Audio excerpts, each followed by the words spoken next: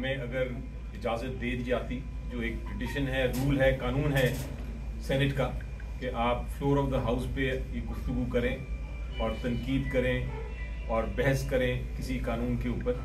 वो चूँकि हमें नहीं वो इजाज़त दी गई, तो हम फिर पब्लिक के सेनेट में आ गए हैं, पब्लिक के ऐवान में आके ये बात करना चाहेंगे। ये जो पीका का कानून है, ये आर्टिकल 19 जो इज़हारे राय, जो एक आपका बुनियादी हक है, उसके ऊपर एक बराह रास्त हमला है। ये बराह रास्त हमला इस तरह है कि अगर आप उसकी शिकें देखें जो अमेंडमेंट्स लेके आए हैं, सबसे पहले तो उन्होंने ये कहा है उस अमेंडमेंट में कि अगर आप कोई भी राय रखते हैं जो कि नापसंद है किसी हुकूमती अदारे को, हुकूमत को, किसी को भी, अगर जो इनके पास इख्तियार है और ताकत है, अगर उनको नापसंद है आपकी राय, तो आपको जेल में डाला जा सकता है और आपको 3 साल सजा भी हो सकती है। इसलिए हम समझते हैं कि ये जो कानून है ना सिर्फ आर्टिकल 19 के खिलाफ है,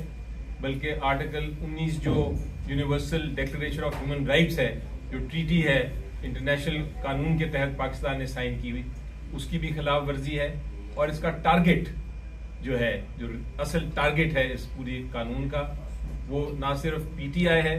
बल्कि जर्नलिस्ट है और हर कोई शख्स है जो सच की खोज में आवाज उठाना चाहता है। ये आवाज को खत्म करने का एक तरीकेकार अपनाया गया है और हम इसको इसलिए अपोज नहीं कर रहे, हम इसके खिलाफ नहीं खड़े हो रहे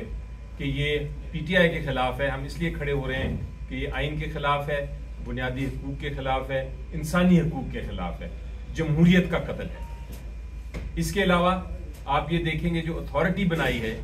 इस कानून के तहत, जिस अथॉरिटी ने फैसले करने हैं कि किसके खिलाफ एक्शन लेना है और नहीं लेना, वो सारी की सारी हुकूमत की कंट्रोल है। हम चाहते थे कि हम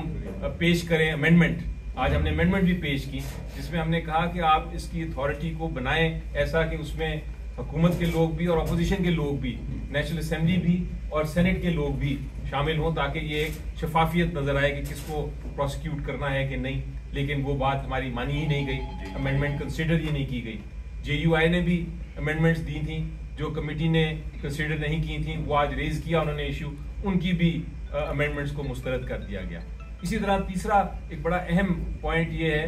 कि अगर आपने एक प्रिंसिपल है हमारा फेयर ट्रायल का,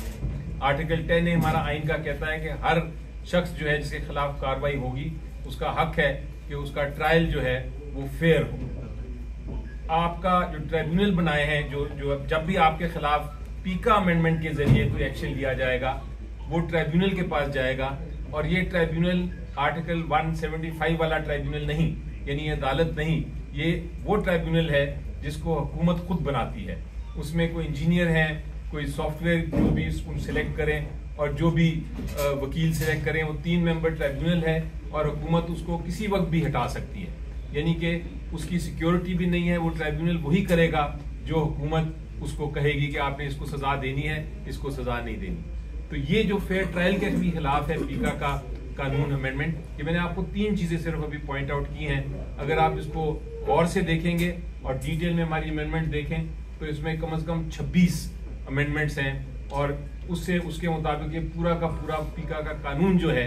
ये तब्दील करने की जरूरत पड़ेगी आपको। लेकिन हमारी बात नहीं सुनी गई, हुकूमत ने अपना जो बिल था बुलडोज कर दिया और इस बुलडोज से मेरी नज़र में एक बहुत बड़ा